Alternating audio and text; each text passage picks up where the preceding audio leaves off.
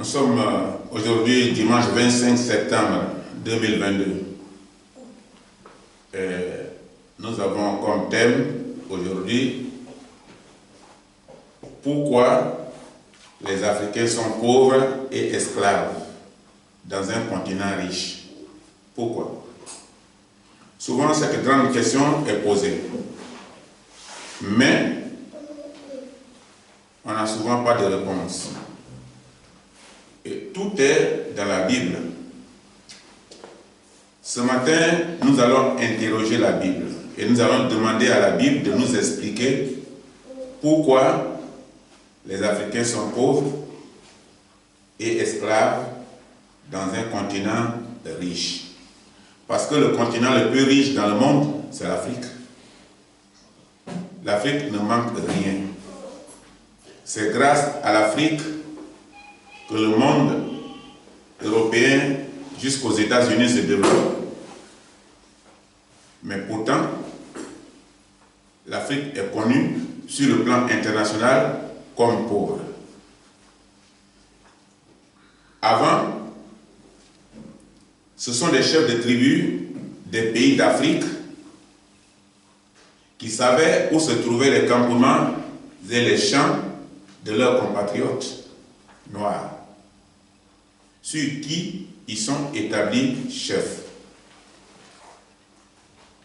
Et c'est ceux-là qui envoyaient des gens aller les prendre de force pour les livrer aux colons blancs,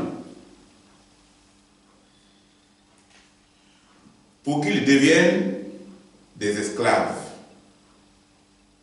Parce que les Blancs ne connaissaient pas où se trouvaient les campements des gens. Les Blancs ne connaissaient pas où se trouvaient des champs des gens.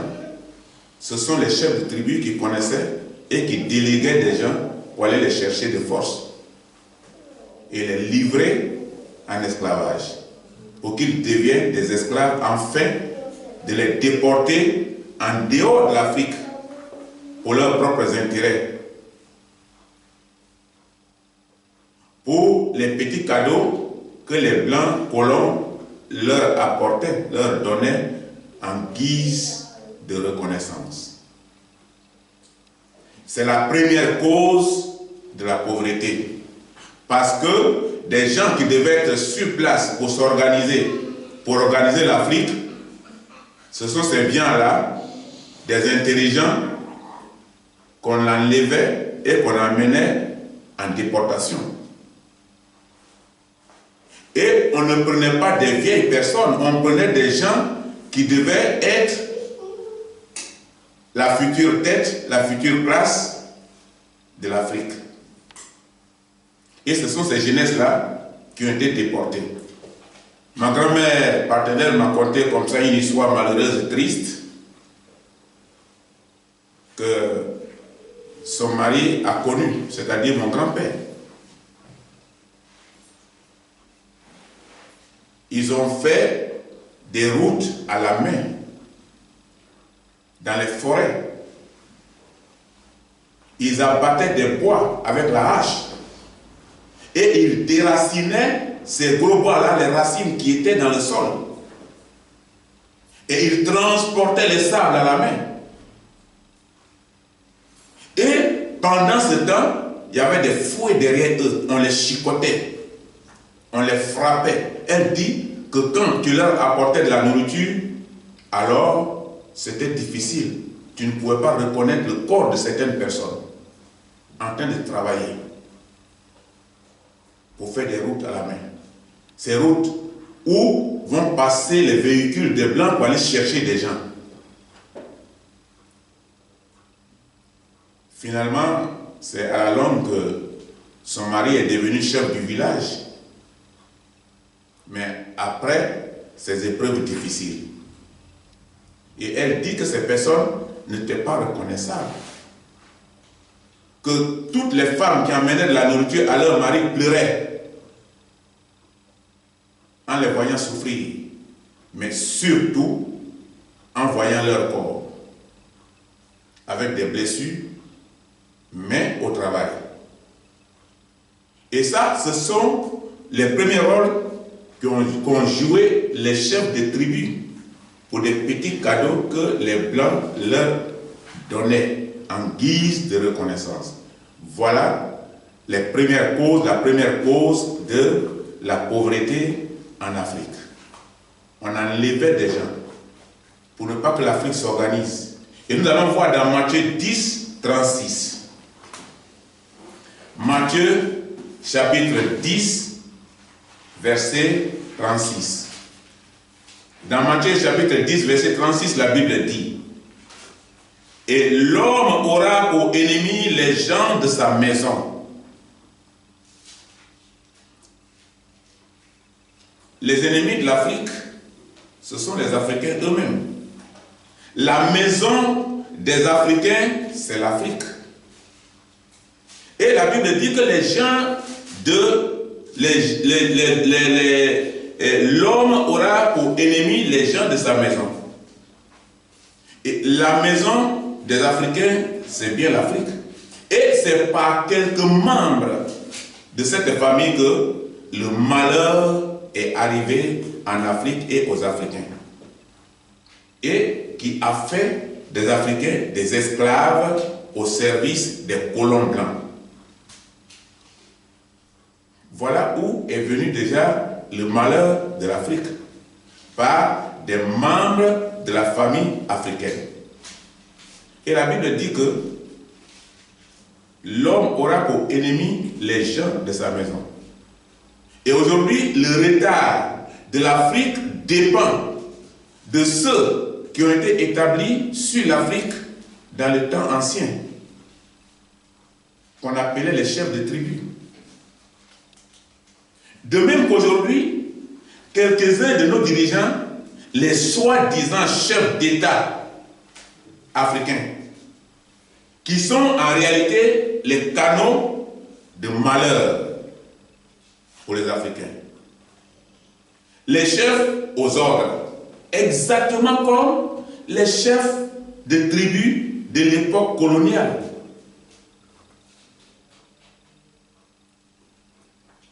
Cette semaine,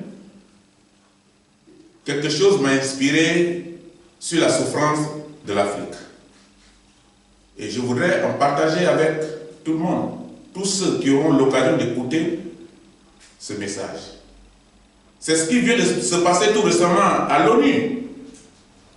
Que la CEDEAO, qui est l'organisation des Africains, soit déportée jusqu'aux États-Unis, jusqu'à New York, pour tenir sa réunion concernant l'Afrique. Quelle honte! L'Afrique ne cherche pas à évoluer, ne cherche pas à se développer.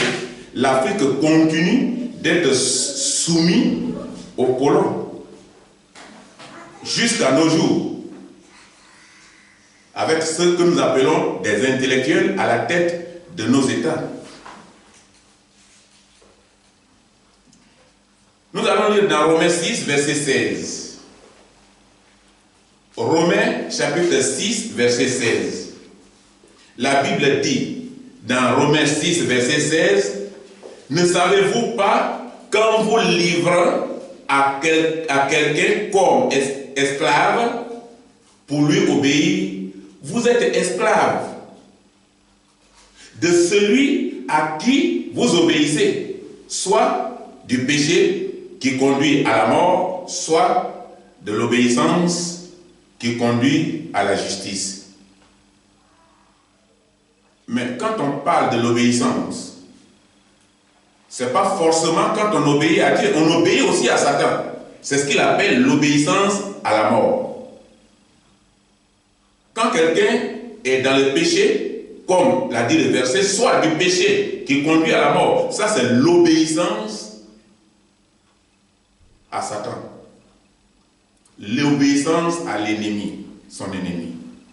Et il y a aussi l'obéissance qui conduit à la justice. Ça, c'est quelqu'un qui comprend la parole de Dieu et qui a un esprit de discernement et qui peut faire la différence entre ce qui est bien et ce qui est mauvais.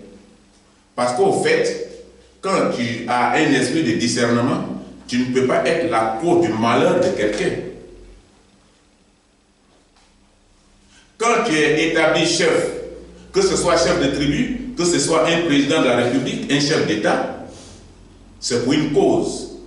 C'est comme un député qui a été élu par le peuple pour défendre la cause du peuple, mais qui finalement, après être élu, ne défend plus la cause du peuple.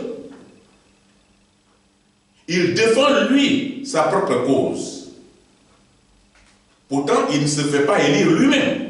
Il a été élu par des multitudes de personnes pour qu'il soit leur représentant.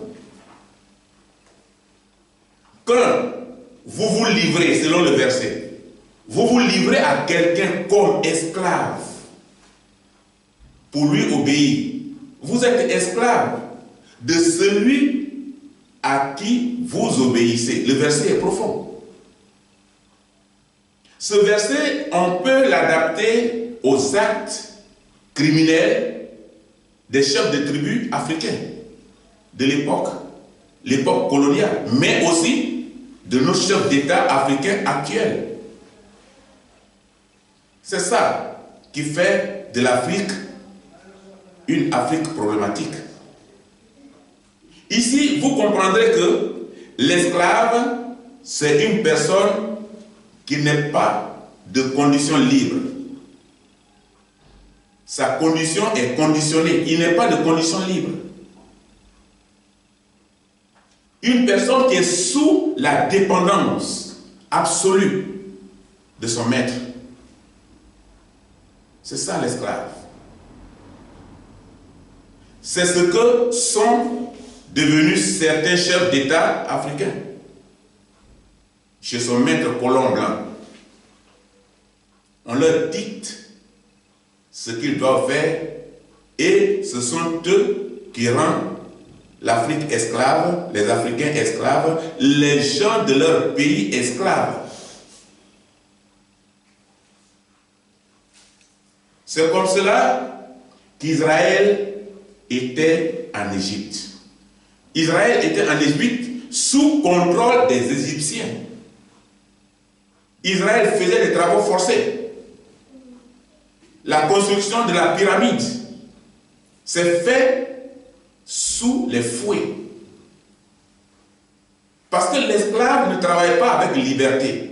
Quand on appelle quelqu'un esclave, soit il est payé, on l'a payé, pour qu'il soit une machine à tout faire. Soit on l'a pris de force en otage pour qu'il soit une machine à tout faire. Un esclave n'est pas de condition libre.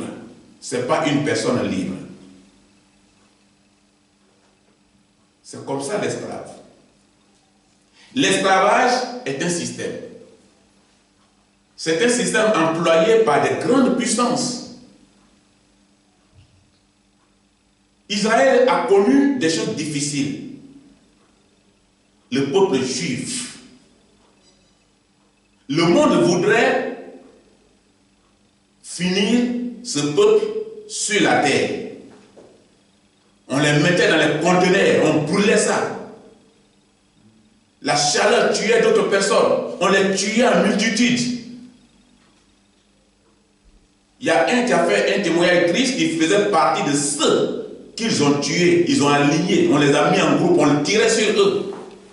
Et il a fait semblant de mourir, il était parmi les cadavres. On est venu, on l'a piétiné. Il a fait semblant d'un homme mort. Ils sont passés dessus. Bon, maintenant, il est resté là, il mange quoi? Il mangeait les cadavres de ses frères.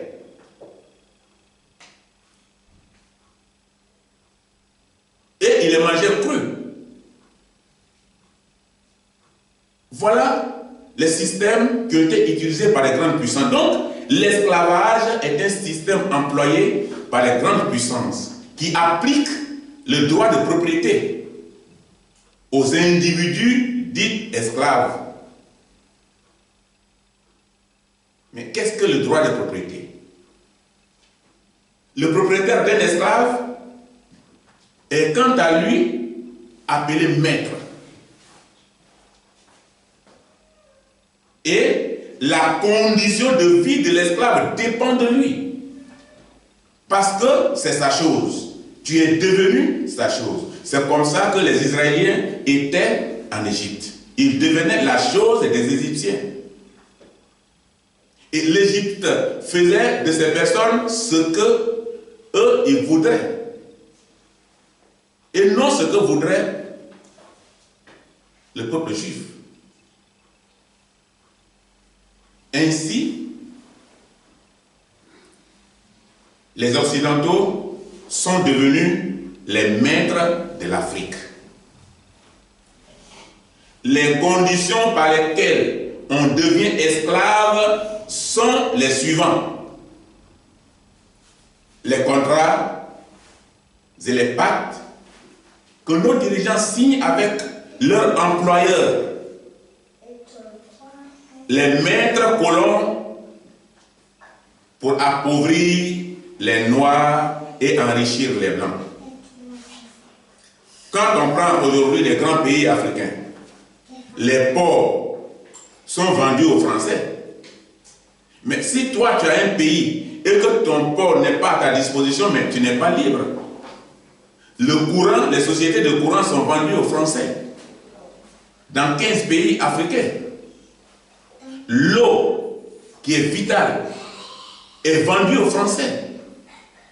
C'est-à-dire que si aujourd'hui la France veut détruire tout ce peuple-là, mais il suffit qu'on empoisonne directement le château d'eau. Et tout le monde est empoisonné. Parce que le château d'eau, du château d'eau, il y a les grands canaux qui partent du château d'eau au petit canot. Et ça part, ça arrive jusqu'à la maison. Et les gens sont servis. Donc il suffit qu'on empoisonne le château d'eau, on a empoisonné tout le pays, toute la population. Mais le château d'eau est vendu aux Français. La communication, qui est le téléphone, est vendue aux Français. C'est-à-dire que vous n'avez plus de secrets. Les satellites militaires sont vendus aux Français. Ça veut dire que on ne cherche même pas à faire comme Israël a fait. Israël, malgré que Israël a souffert dans l'esclavage, Israël s'est débarrassé de l'esclavage. Ce n'était pas chose facile. Israël entre Égypte et ce qu'on appelle aujourd'hui Israël, c'est 300 km². 300 km. C'est 300 km. C'est comme ici, Saragosse et Madrid. Et on quitte ici, Saragosse, on va à Madrid et on revient le soir. Mais Israël a fait 40 ans. 40 ans sur 300 km. C'était une peine. C'était une souffrance. C'était difficile. Mais il fallait accomplir ça pour arriver à la liberté. Israël manquait la nourriture, Israël manquait tout, Israël se plaignait, mais Moïse était à l'œuvre, il travaillait, il priait Dieu, il demandait secours. Et Israël a traversé ces épreuves pour devenir aujourd'hui un peuple indépendant. Mais l'Afrique ne cherche pas. L'Afrique ne cherche pas à être un peuple indépendant. Parce que le propriétaire d'un esclave est quant à lui appelé maître, c'est normal. Donc c'est lui qui conditionne la vie de son esclave, de son travailleur. C'est ainsi que les Occidentaux sont devenus les maîtres de l'Afrique.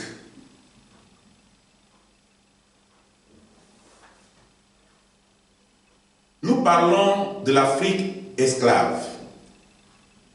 Qu'est-ce que l'Afrique esclave? À grande échelle, les traites négrières ont prospéré en s'approvisionnant spécifiquement sur les continents africains, en accord avec les traites Juda. Ce sont nos chefs de tribu qui étaient des traites Juda. Ce sont nos chefs d'État qui étaient des traites Juda. Juda a trahi Jésus. Il était un traître. Parce qu'il était avec Christ. Il était avec son maître. Et il était avec d'autres disciples. Ils prenaient leurs ordres de leur maître, Christ. Mais malgré tout ça, malgré les promesses de Christ, malgré la gloire que Christ leur promettait, malgré le salut que Christ leur promettait, Judas était celui qui a opté pour la richesse humaine. C'est ce que nos chefs d'État font. C'est ce que nos chefs de tribu ont fait pour qu'on soit aujourd'hui pauvres. Ils ont opté pour la richesse humaine, pour les petits cadeaux qu'on leur amenait. Mais c'était quel genre de richesse qu'on leur donnait à l'époque? Des petits miroirs.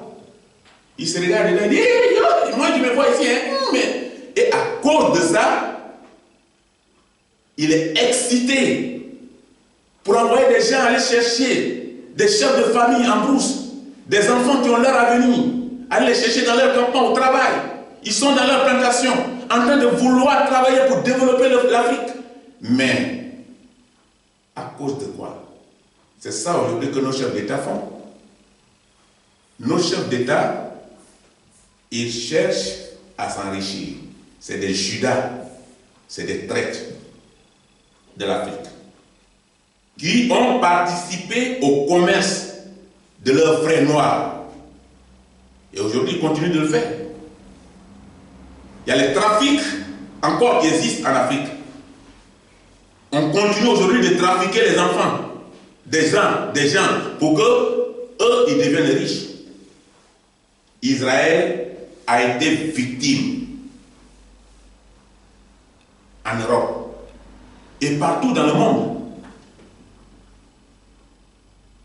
Mais il est aujourd'hui libre parce qu'il a eu la présence d'esprit, le discernement pour faire la différence entre ce qui est bien et ce qui est mauvais. Et Israël a choisi. Quand tu choisis Dieu, tu choisis ce qui est bon. Quand tu choisis Satan, maman, qui est l'argent, tu choisis ce qui est mauvais. L'argent n'est pas mauvais dans certains sens, mais l'argent, c'est pour nous servir ici-bas. Mais à cause de l'argent, Judas a vendu son maître. Et à cause de l'argent, aujourd'hui, nos chefs d'État continuent de vendre leur pays. Et cet argent se trouve dans le pays de ceux qui les gouvernent et qui leur donnent des ordres. Mobutu a laissé des milliards et des milliards en Suisse et en Europe. J'étais en Égypte. Un jour, j'étais en Égypte. J'ai passé un séjour en Égypte. Et j'ai trouvé là-bas une histoire triste. On me contait comme ça dans des causeries qu'on faisait et on me dit que, tu vois, Mobutu a participé ici, il est actionnaire du métro de l'Égypte. Et pendant que son peuple souffrait, lui, il devient actionnaire du métro d'Égypte. Et quand il est mort, il a été chassé du pouvoir par la rébellion. Quand il est mort au Maroc, tout cet argent est resté en Suisse. Tout cet argent d'actionnaire en Égypte est resté en Égypte avec les Égyptiens. Houphouët-Boigny était le président le plus riche de l'Afrique de l'Ouest. Et tout cet argent qu'il a ramassé pour déposer en Suisse, c'est resté en Suisse. C'est quand il est devenu vieux, il a eu la présence d'esprit, il voulait ramener son argent dans son pays en Côte d'Ivoire. Il a construit ce qu'on appelle la basilique la plus grande du monde. Mais quand les gens se sont rendus compte qu'en bas de la basilique, il y avait des banques, le Vatican a compris. Il a dit non, cette basilique, on ne va pas la reconnaître parce que tu l'as construite seul. Il n'y a pas eu de participants. C'est-à-dire qu'il n'y a pas eu de collecte. Donc, on ne la reconnaît pas. Et tout cet argent qu'il avait au Vatican est resté au Vatican. C'est-à-dire, l'ennemi de l'Afrique sont des Africains. Pourquoi l'Afrique ne peut pas devenir pauvre? Si les moyens qu'on a, on ne développe pas notre Afrique et on développe les pays européens, on développe les autres pays, on met cet argent là-bas, l'argent travaille, et quand on meurt, on dit, c'est lui seul qui avait sa signature ici, on ne vous connaît pas. Voilà les causes de la pauvreté de l'Afrique. C'est bien nous. Israël a dépassé ça. Israël s'est battu, Israël s'est en sorti. Plus de 15 millions d'Africains déportés. Mais c'est énorme. Plus de 15 millions d'Africains déportés sur plusieurs siècles. Il y a eu un impact sérieux, culturel et économique dans le continent d'esclavagistes en Afrique, où a eu lieu les grands trafics d'esclavage. Et c'est pourquoi on ne nous respecte pas. Parce qu'au fait, le respect devait venir de nous-mêmes. Si nous-mêmes là, on participe au commerce de nos frères, de notre peau, on ne peut pas nous respecter. On ne peut pas développer non plus chez nous. Parce qu'on est complice. C'est ce qui se passe en Afrique. Il y a déjà l'Afrique, depuis ce moment-là, l'Afrique était préparée à la pauvreté. La Bible dit, l'ennemi de l'homme vient de sa propre maison. Parce que celui qui vient de dehors, il ne connaît pas ta maison. Il ne connaît pas le secret de ta maison. Il ne connaît pas ton secret de combat. Quand Samson était fort, quand il combattait, quand il gagnait tous les combats, il avait un secret. Mais son ennemi était dans sa maison. C'est qu'il avait marié une femme étrangère. Et cette femme-là, les gens de ton pays devaient combattre son mari. Et elle dit, mais chérie, écoute, ton secret même là, et puis tu es fort comme ça, c'est quoi? Et dans la causerie là, le type a dit, ce sont mes cheveux. La lame rasoir ne rentre pas dans mes cheveux, mais la femme l'a attaché. Et elle l'a rasé. Et elle a fait appel à son pays. Maintenant, vous pouvez le combattre. Parce que les gens ne pouvaient pas connaître son secret. Et son ennemi était dans sa maison. Donc, l'Afrique était déjà préparée à la pauvreté. L'histoire est particulièrement importante pour les Africains et reste fortement gravée dans les mémoires. Parce que c'est triste. C'est triste de voir un continent riche et à la fois pauvre. Nous allons lire dans Luc, mais pourquoi l'Afrique est pauvre? Nous allons voir dans Luc 4, verset 6. Pourquoi l'Afrique est pauvre si le continent est riche?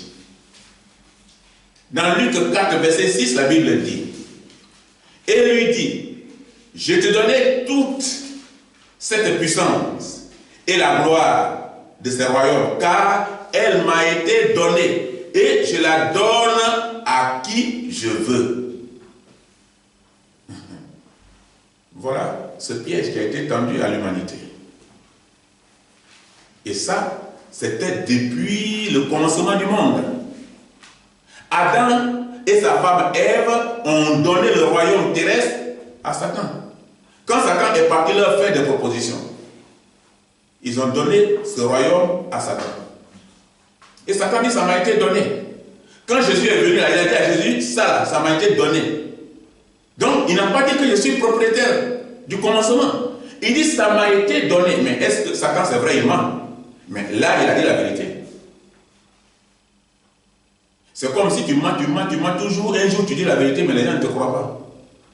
Mais ici, là, il dit, ça m'a été donné. Je donne à qui je veux. Ça explique beaucoup de choses. Qui a donné le royaume des Noirs africains aux colons? Qui? Ce sont les Africains eux-mêmes.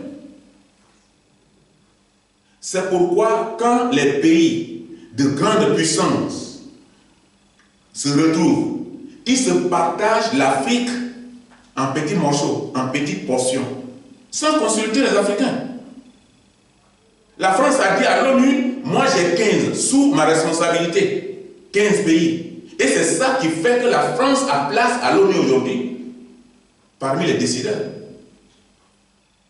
Si la France perd ces 15 pays, même seulement la moitié de ces 15 pays, la place n'aura plus de place à l'ONU, dans les 5 premiers.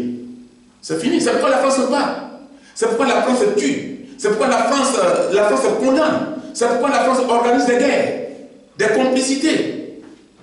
Mais tout ça, il y a des gens qui sont de la maison, qui sont à la base. C'est comme Adam et Ève. C'est les deux là seulement qui savaient le secret du jardin. Dieu dit, vous allez tout manger, mais dans chaque chose, il y a une loi. Ça, c'est le principe de la vie. Si vous conduisez un véhicule qui n'a pas de loi, il n'y a pas de panneau, mais vous allez tuer les gens tout le temps. S'il n'y a pas les lieux où il y a le feu rouge, où les gens doivent traverser, mais les gens traversent comment? Si les véhicules sont prioritaires, et que le piéton n'a pas de priorité, qui n'a pas le droit de traverser, mais ils vont tuer tout le temps. Il y a des règles dans chaque chose. Il y a les freins pour que les choses s'arrêtent. Et c'est ce que Dieu a fait. Dieu a mis à l'épreuve ces gens-là et dit, Adam, Ève, ici, là, il y a une loi, il y a des principes. Mais ils n'ont pas respecté. Ils n'ont pas respecté. Ce sont les Africains eux-mêmes. Et les Africains, là, maintenant l'Afrique, quand la France et les autres pays se retrouvent, ils se partagent les portions de l'Afrique sans consulter les Africains. Et la démonstration est simple. Le droit de propriété, la démonstration est simple. Le droit de propriété est détenu par une personne qui paye ou qui reçoit un don, un terrain, une voiture, une maison ou un bien de toute nature dans les conditions fixées par la loi. Donc, le propriétaire est celui qui dispose de ce droit. Le titre de propriété officialise ce droit. C'est pourquoi on trouve dans le verset que nous venons de lire l'expression « elle m'a été donnée ». Maintenant, c'est pour moi. Je deviens propriétaire. Ça est sous ma responsabilité. Et je la donne à qui je veux. La France, aujourd'hui, donne les espaces de l'Afrique à qui elle veut, parce que ça lui a été donné. Ça lui a été donné. Quand on prend la Côte d'Ivoire a été donnée par Houphouët à la France. Et tout ce qu'ils sont en train de faire actuellement en Côte d'Ivoire, jusqu'à aujourd'hui, c'est la continuité de ce qui a été fait auparavant par le premier chef d'État.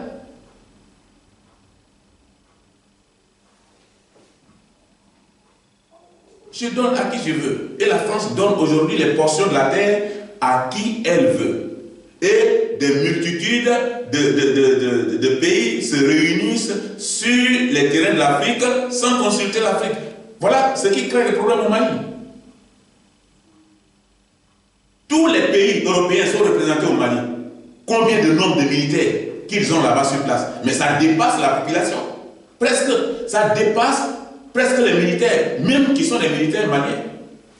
C'est un problème. Parce qu'ils se lèvent, ils décident sans consulter le pays. Puisque ça leur a été donné. Quand vous vendez votre plantation à un étranger, c'est le nouveau propriétaire qui devient riche grâce à votre terre. C'est ce qui est en train de passer aujourd'hui en Afrique. Si on a donné les ports, si on a vendu les aéroports, si on a vendu l'armée, et qu'aujourd'hui, dans l'armée de Côte d'Ivoire, on trouve les Français, à qui on a donné la carte d'identité ivoirienne, le passeport ivoirien. Nicolas Sarkozy devient ambassadeur de Côte d'Ivoire à l'étranger.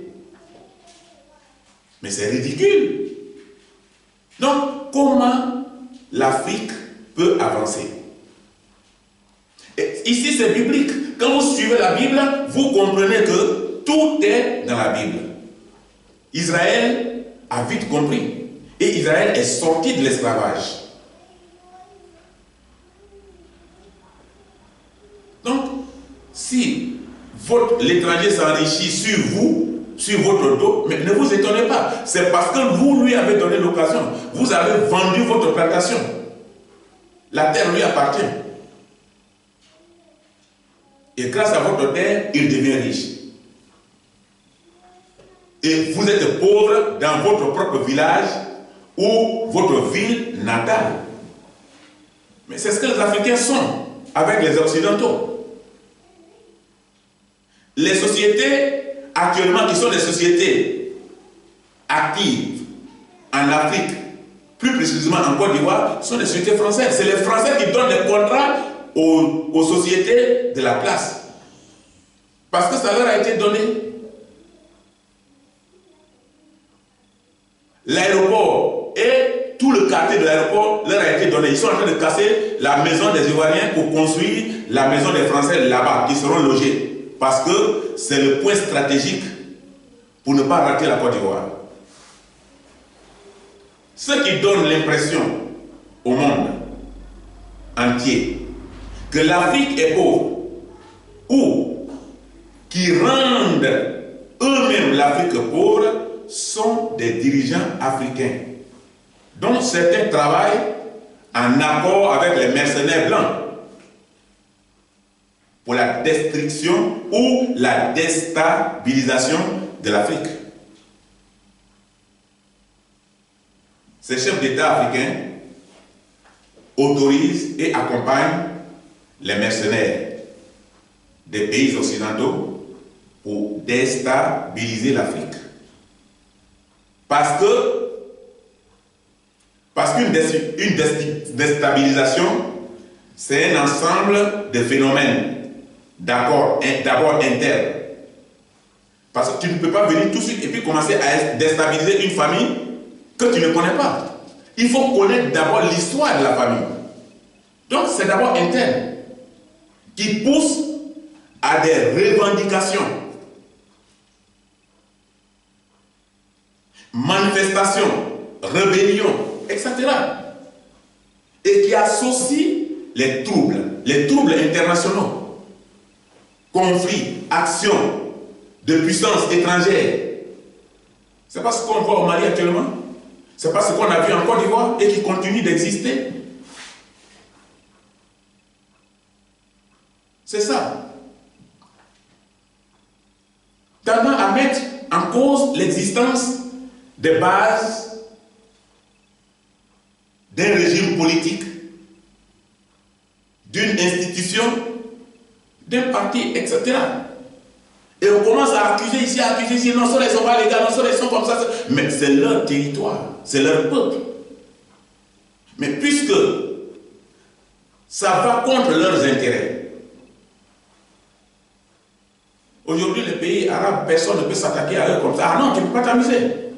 Mais si les Africains ne se donnent pas une considération, l'Algérie était prise au piège par la France. Mais après, j'étais en Algérie. J'ai vécu là un peu avec ma femme.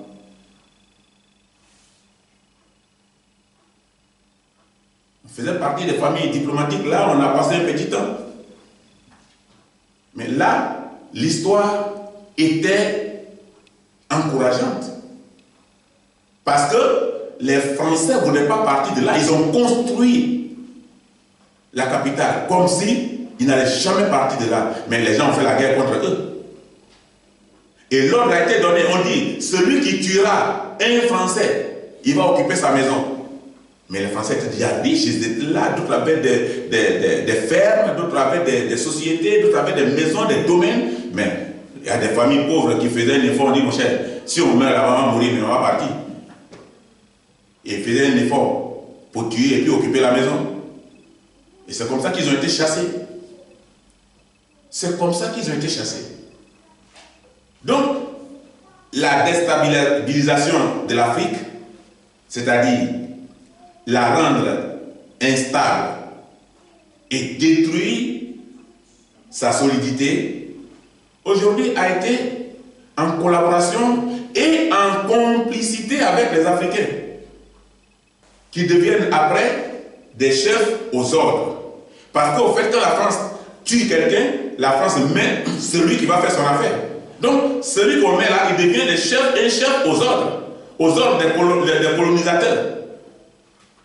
Quand les vrais leaders sont assassinés. Voilà le problème de l'Afrique. Afrique esclave, Afrique pauvre. Le projet de l'Union, aujourd'hui on parle de l'Union européenne. L'Union européenne. On dit l'Afrique, les Européens se sont unis. Mais d'où est venue l'idée? L'idée est venue de l'Afrique. Le projet de l'Union, qui est exploité aujourd'hui par les pays d'Europe, a été créé par l'ancien président ghanéen, Kwame Nkrumah, l'indépendantiste et panafricaniste. Ce que les Britanniques n'ont jamais accepté et qui lui a coûté la mort. Sinon, c'est l'Afrique qui devait d'abord faire ce que l'Europe a fait. Avant, on dit, mais l'Afrique ne peut pas faire ça. Et nous, on est là, on va les regarder. Non. Ça lui a coûté la mort. Et aujourd'hui, c'est eux qui ont profité de ce projet. Premier ministre congolais, l'indépendantiste et panafricaniste, Patrice Lumumba, mort, assassiné le 17 janvier 1961, pour ses idées, les idées d'une Afrique libre, mais aussi à cause de la richesse de son pays, convoité par les Belges, les Américains et les Anglais. Et son corps a été confisqué pendant beaucoup d'années. Ils ont envoyé, il n'y a pas longtemps de cela. Son corps a été confisqué par l'État belge. Il y a aussi l'indépendantiste camerounais Ruben Oumniobé. Ruben Oumniobé a battu d'une balle dans le dos par l'armée française en pleine forêt équatoriale pour ses idées de panafricaniste et son combat pour une Afrique libre. Parce que leurs intérêts est en jeu. Félix Roland Mounier. Félix Roland Mounier, empoisonné au Thallium Genève en Suisse. Un indépendantiste et panafricaniste qui se battait contre la même mise sur l'Afrique par les colons et qui sera empoisonné dans un restaurant et mourra par la suite. Il y a Barthélemy Boganda, président de Centrafrique, a perdu la vie dans un attentat causé par le crash de son avion. Un indépendantiste et panafricaniste qui lui aussi luttait contre les colons pour une Afrique libre. Donc, on l'a aussi tué dans son avion. Et ça a continué comme ça. Et vous voyez que il y a celui qu'on appelle Thomas Sankara. Thomas Sankara, il fut président de Burkina Faso. On appelait à l'époque Haute-Volta. C'est lui qui a changé le nom pour baptiser Burkina Faso. C'est un homme d'État anti-impérialiste, révolutionnaire. Il était panafricaniste. Il est mort assassiné le 15 octobre 1987 et on a placé Blaise Compaoré à sa place pour faire les affaires de la France. Mais ce qui est triste, c'est qu'il a tout fait confiance à Blaise. Parce que Blaise et lui étaient élevés par lui, Thomas, son père. Donc il le prenait pour son frère, il n'a jamais pris pour son ennemi, il n'a jamais pensé. Et il l'a mis à côté de lui comme son deuxième. Et la France a dit, bon, comme c'est toi qui es à côté, il faut l'assassiner, nous on va te donner la place de président, on te protège. Et il a accepté. Quand il a été président, il dit il va construire une maison pour le papa de Thomas. Thomas, son père a dit non, non, laisse comme ça. C'est dans la maison là, où toi et mon fils, vous venez manger, vous avez grandi, je me suis occupé de vous là. C'est là que je reste pour mourir. Aujourd'hui, les réfugiés politiques en Côte d'Ivoire, parce qu'il a une femme ivoirienne. Et celui-là, il a été tué le 15 octobre 1987 à Ouagadougou, au Burkina Faso, pour vouloir transformer l'Afrique, une Afrique libre. Il y a un rescapé qui n'est pas mort. C'était Laurent Gbagbo, président de la Côte d'Ivoire. Tentative d'assassinat par l'armée française. Bombardement de la résidence du chef de l'État, le président Laurent Gbagbo de Côte d'Ivoire, en avril 2011. Et ça, c'est tout récent. Arrêté et déporté à la Cour pénale internationale de la CPI pendant pratiquement 10 ans, où il a gagné. Il a gagné sur le monde entier, sur l'ONU, sur toutes les organisations qui ont comploté contre lui pour placer leur personne.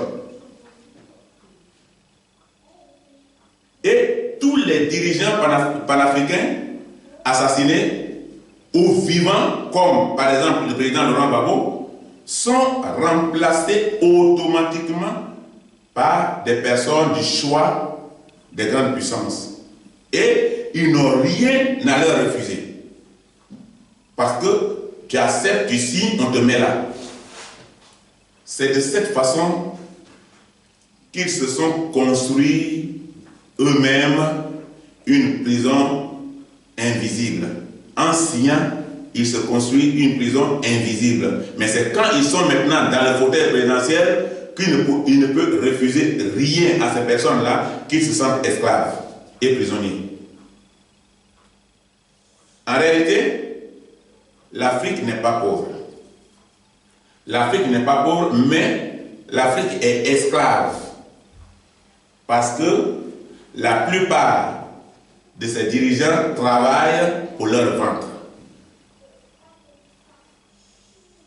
Et sont eux-mêmes esclaves de leur maître colon. Ceux à qui ils ne peuvent rien refuser. L'histoire de la traite des Noirs doit réveiller notre conscience. Et nous allons lire notre dernier verset pour terminer. Dans Josué 6, verset 1 à 2. Josué, chapitre 6, verset 1 à 2. Dans Josué 6, 1 à 2, la Bible dit: Jéricho était fermé et barricadé devant les enfants d'Israël. Personne ne sortait et personne n'entrait. L'Éternel dit à Josué: Vois, je livre entre tes mains Jéricho et son roi, ses vaillants soldats. Voilà ce qui est écrit dans Josué 6, 1 à 2. Et ici, nous comprenons que la bataille de Jéricho est un événement lié à la conquérance, ou à la conquête du pays de Canaan.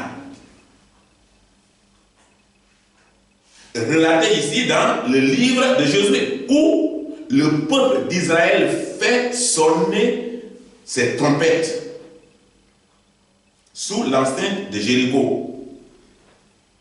Donc, l'accès leur était interdit.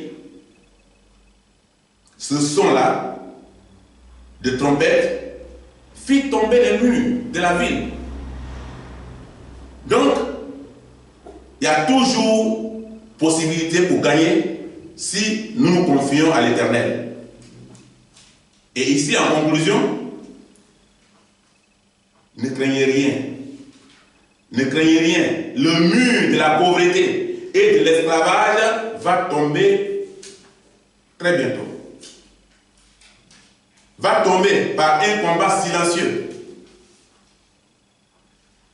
Car bientôt l'Afrique sera libre. Quand la couronne est proche, les obstacles se multiplient. C'est ce qui est en train de se passer contre les Maliens. L'obstacle est en train de se multiplier chaque jour contre les Maliens. Des États-Unis jusqu'à tous les pays européens, ils ont signé un décret pour détruire le Mali. Ils ont envoyé le projet à l'ONU 2 fois. Poutine a refusé.